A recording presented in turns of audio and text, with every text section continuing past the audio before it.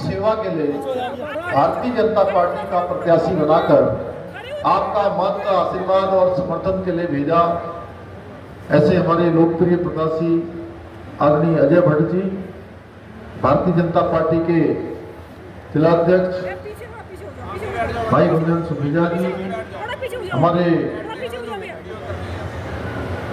काशीपुर क्षेत्र के लोकप्रिय विधायक आदरणीय त्रिलोक सिंह चीमा जी, इस क्षेत्र से जिन्होंने विधानसभा का, हमारे पत्रकार मित्रों को, छायाकार बंधुओं को, सबका मैं अपनी ओर से बहुत अभिनंदन करता हूं, बहुत स्वागत करता हूं। भाइयों बहनों, ये चुनाव की जनसभा है और ये चुनाव बहुत ही ऐतिहासिक चुनाव है। इस चुनाव में मैं आप सबके बीच में आदरणीय अजय भट्ट जी के लिए, जो मेरे बड़े भाई के रूप में भी लगातार उन्होंने मेरा मार्गदर्शन भी किया है, हमेशा हमने साथ में काम किया है, मैं उनके लिए आपसे आपका मत, आपका आशीर्वाद, आपका समर्थन, आपका स्नेह मांगने के लिए, आपसे अनुरोध करने के लिए मैं आप सबके बीच में आया हूं। हम सब जानते हैं इस बार आपका एक एक मत, जो भी मत आप कमल के फूल वाला बटन दबाएंगे, दूसरे नंबर पर जो इनका चुनाव निशान है, और आप एक बार बटन दबाएंगे वो मत आपको भी जाएगा और सीधे सीधे प्रधानमंत्री मोदी जी को भी तीसरी बार प्रधानमंत्री बनाने के लिए वहां पर जो है एक मत जुड़ जाएगा। भाइयों बहनों, ऐतिहासिक मत आपका होने वाला है, क्योंकि इस बार का जो चुनाव थोड़ा अलग है। हर बार के चुनाव में देश में चर्चा चलती थी कि अभी सरकार किसकी बनेगी। इस बार इस प्रकार की चर्चा नहीं है भाइयों बहनों, इस बार एक ही चर्चा है कि मोदी जी की सरकार बनने वाली है। आप किसी से पूछेंगे किसकी सरकार बन रही है, कहेंगे कोई सामने है ही नहीं। मोदी जी ने इतना काम कर दिया देश के लिए, अपने जीवन का एक एक पल और एक एक क्षण भारत माता को समर्पित कर दिया, देशवासियों को समर्पित कर दिया। 140 करोड़ भारतीयों को अपना परिवार मान के उन्होंने काम किया है। और जो उनके 10 साल की तपस्या है, जो त्याग है, जो एक एक क्षण और एक एक पल उन्होंने आप सब के लिए लगाया है, देशवासियों के लिए लगाया है, हम सब लोगों के लिए लगाया है, उस तपस्या का फल आने का समय आ गया। भाइयों बहनों, 19 तारीख को हमने बड़ी संख्या में माननीय अजय भट्ट जी को वोट देकर, माननीय प्रधानमंत्री जी को वोट देकर उस महायज्ञ में, जो देश के लोकतंत्र का महायज्ञ, हमारे इस नैनीताल उधम सिंह नगर क्षेत्र लोकसभा के मुद्दों के साथ साथ पूरे प्रदेश के अनेक मुद्दों को केंद्र सरकार ने पैरवी करी है, उसका परिणाम हुआ है। आज हम ये कुंडेश्वरी और यही काशीपुर के पास है, काशीपुर से धामपुर जाने वाली जो रेलवे लाइन है, उसकी डीपीआर की हमको स्वीकृति मिल गई है। भाइयों बहनों, आने वाले समय में यहाँ बनेगा, यहीं पर हमारे यहाँ पर एम्स बनने वाला है, जमरानी बांध बनने वाला है, अमृतसर हरमिंदर साहब के लिए जाने वाली ट्रेन, जिस रेल के लिए हम लंबे समय से प्रतीक्षा कर रहे थे, उस ट्रेन की स्वीकृति भी हमको मिल गई है। भाइयों बहनों, आने वाले समय में यहां से जो हम इधर रामपुर के रास्ते से होते हुए मुरादाबाद पहुंचते हैं, वो सड़क हमारी चौड़ी होने वाली है। यहां से मुरादाबाद जाने वाली सड़क चौड़ी होने वाली है। यहां से आपको पता है कि पहले के समय में बाजपुर से हम रुद्रपुर जाते थे तो कितने घंटे लग जाते थे। भाइयों बहनों, यहां से हम हरिद्वार जाते थे, कई घंटों लग जाते थे। अरे भाई, कई बार लोग कहते हैं सांसद जी इस गांव में नहीं पहुंचे, सांसद जी वहां नहीं पहुंचे।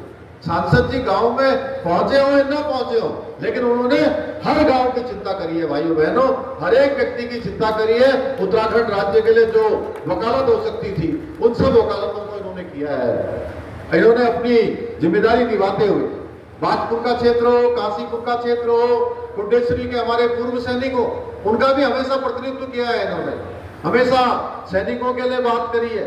1 रैंक और 1 पेंशन अगर प्रधानमंत्री ध्यान है कि हमारे यहाँ पर हमारी पार्टी की एक संस्कृति रही है, एक परिपाटी रही है कि हम सैनिकों का सम्मान करते हैं, सैनिकों पर गर्व करते हैं, और उस विभाग के मंत्री रहते हुए आपने पूरे देश के अंदर सैनिकों का मनोबल बढ़ाने का काम किया है भाइयों बहनों। जो सैनिकों को अच्छी वर्दी नहीं मिलती थी, अच्छे कपड़े नहीं मिलते थे, अच्छे बूट नहीं मिलते थे, अच्छे उपकरण नहीं मिलते थे, अच्छा भोजन नहीं मिलता था, वो सारा का सारा भोजन, उनका प्रोत्साहन बढ़ाने का काम हमारे प्रधानमंत्री मोदी जी ने किया है। और उस रक्षा विभाग के मंत्री के नाते राजनाथ सिंह जी और अजय भट्ट जी ने उस काम को आगे बढ़ाने का काम किया है भाइयों बहनों। देश के अंदर अनेक काम हुए, इसलिए मैं आज आपसे उनके लिए अपील करने आया हूं कि आपने 19 तारीख को अपना मत देकर, समर्थन देकर, भारी मतों से उनको विजय बनाना है। हम सब जानते हैं पिछले 10 सालों में प्रधानमंत्री मोदी जी ने किस प्रकार से काम किया है। 25 करोड़ लोग पिछले 10 सालों में गरीबी रेखा से बाहर हुए हैं। इसके साथ साथ शिक्षा का क्षेत्र हो, स्वास्थ्य का क्षेत्र हो, या हमारे अन्नदाता, कृषि करने वाले कृषकों का क्षेत्र हो, हर क्षेत्र में अनेक काम हुए, अनेक तरक्कियां हुई हैं भाइयों बहनों। और 2047 तक देश को विकसित भारत बनाने का संकल्प लिया है प्रधानमंत्री मोदी जी ने।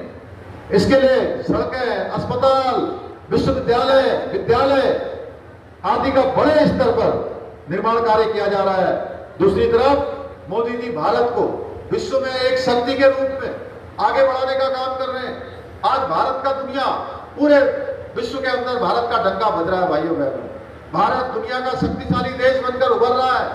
आज दुनिया की कोई भी घटना होती है, ये भारत की पहचान इतनी बढ़ गई है, भारत की साख इतनी बढ़ गई है कि दुनिया भारत के रुख का इंतजार करती है कि भारत का रुख क्या होने वाला है। भारत दुनिया की 5वीं सबसे बड़ी अर्थव्यवस्था बन गया है भाइयों बहनों। कोरोना महामारी के समय में फतेह सिंह और जोरावर सिंह, बाबा फतेह सिंह और जोरावर सिंह, जिनको जिंदा जीते जी, जिन्होंने धर्म के आगे, धर्म के लिए झुकना स्वीकार नहीं किया, रुकना स्वीकार नहीं किया, उन्होंने मरना स्वीकार किया, शहीद हो जाना स्वीकार किया। उनके इतिहास को भी देश को पढ़ाया नहीं गया। आखिर क्यों भाइयों बहनों? ये प्रश्न केवल मेरा प्रश्न नहीं है कि मैं यहाँ बोलने आया हूं, ये प्रश्न हम सबका प्रश्न है। ये सबसे प्रश्न पूछा जाना चाहिए जिन्होंने धर्म की रक्षा के लिए, जब वहां पर उनको दीवार में जिंदे जीते चुना जाने लगा, उनसे कहा कि तुम अपने धर्म को परिवर्तन कर लो, आप ये इस्लाम धर्म कबूल कर लो। तो भाइयों बहनों जानते हो उन छोटे साहबजादों ने क्या कहा?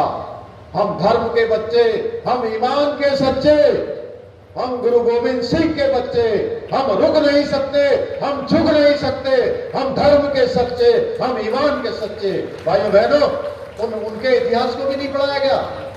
उनके इतिहास को भी पूरी दुनिया को बताने का काम, पूरी दुनिया में ले जाने का काम किसी ने किया है तो हमारे प्रधानमंत्री नरेंद्र मोदी जी ने किया है भाइयों बहनों। नरेंद्र मोदी जी ने सबका साथ, सबका विकास, सबका विश्वास और सबका प्रयास, ये मंत्र मानकर देश को आगे बढ़ाने का काम किया है। इसी का परिणाम है आज पूरा वो उत्तर हो, दक्षिण हो, कश्मीर से कन्याकुमारी, अटक से लेकर कटक तक पूरा देश एक साथ चल रहा है, एक साथ कदम चाल कर रहा है। इसलिए चाहे देश के अंदर कोई भी चुनौती आती है, हर चुनौती हमारे प्रधानमंत्री के नेतृत्व में हम चुनौती को स्वीकार करते हैं और आगे बढ़ते हैं भाइयों बहनों। कहीं पर भी आज किसी प्रकार का ऊंच नीच नहीं, कोई भेदभाव नहीं, कोई पक्षपात नहीं, सबके साथ एक समान व्यवहार किया जाता है।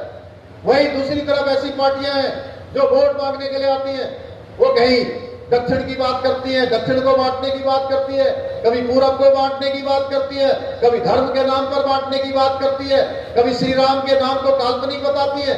भाइयों बहनों, उन्होंने अपने कालखंड में तुष्टीकरण के सिवा कुछ नहीं किया है। अभी 4 दिन पहले कांग्रेस पार्टी का घोषणा पत्र जारी हुआ है।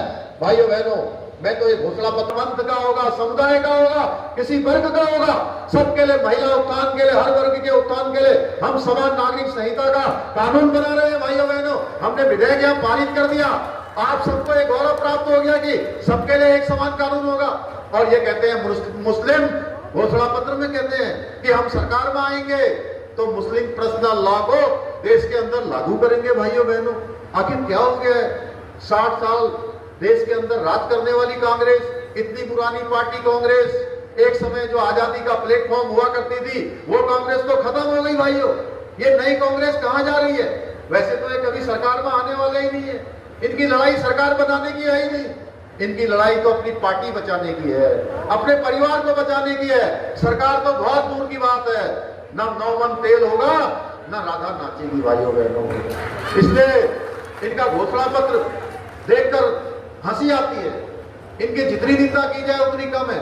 इसलिए इस बार की जो लड़ाई है भाइयों बहनों, इस लोकसभा में भी ये कहीं में गए होंगे, पूरे 14 के 14 विधानसभा क्षेत्रों में भ्रष्टाचार किया है, देश को पीछे धकेलने का काम किया है।